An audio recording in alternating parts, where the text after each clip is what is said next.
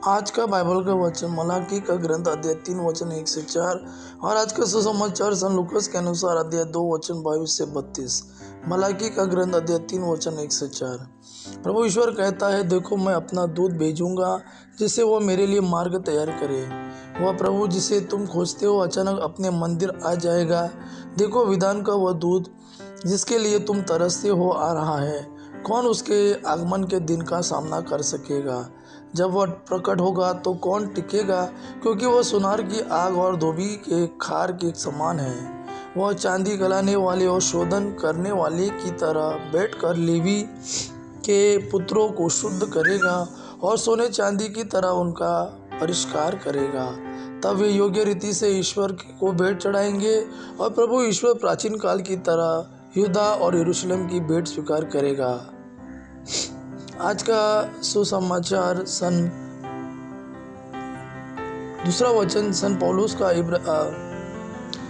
वचन इब्रानियों का नाम पत्र अध्याय 2 वचन 14 से 18। परिवार के सभी सदस्यों का रक्त मांस एक ही होता है, इसलिए यीशु भी हमारी ही तरह मनुष्य बन गए हैं, जिससे वह अपनी मृत्यु द्वारा मृत्यु पर अधिकार रखने वाले शैतान को परास्त करे और मृत्यु के भय से दास में जीवन बिताने वाले मनुष्यों को मुक्त कर दे।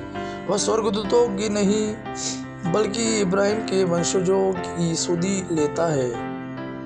इसलिए यह आवश्यक था कि वह सभी बातों में अपने भाइयों के सदृश बन जाए, जिससे वह ईश्वर संबंधी बातों में मनुष्यों के दयालु और ईमानदार महायाजक के रूप में उनके पापों का प्रायश्चित कर सके।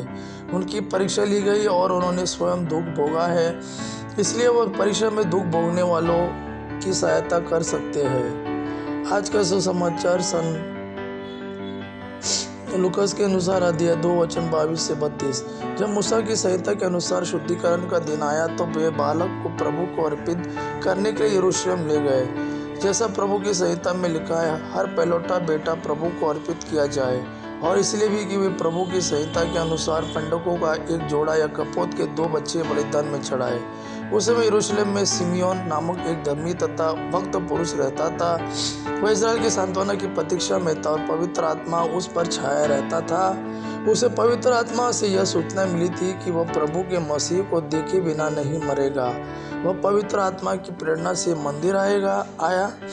माता पिता शिशु यीशु के लिए संहिता की रीतियाँ पूरी करने जब उसे भीतर लाए तो सिमियोन ने यीशु को अपनी गोद में ले लिया और ईश्वर की स्तुति करते हुए कहा, हे प्रभु, अब तो अपने वचन के अनुसार अपने दास को शांति के साथ विदा कर, क्योंकि मेरी आंखों ने उस मुक्ति को देखा है जिसे तूने सब राष्ट्रों के लिए प्रस्तुत किया है। यह गैर यहूदियों के प्रबोधन के लिए ज्योति है और तेरी प्रजा इजराइल का गौरव। यह प्रभु का वाणी है। प्रभु को धन्यवाद। आबा पिता की महिमा और पुत्र यीशु का प्रेम आप पर सदा सर्वदा बना रहे। आमीन।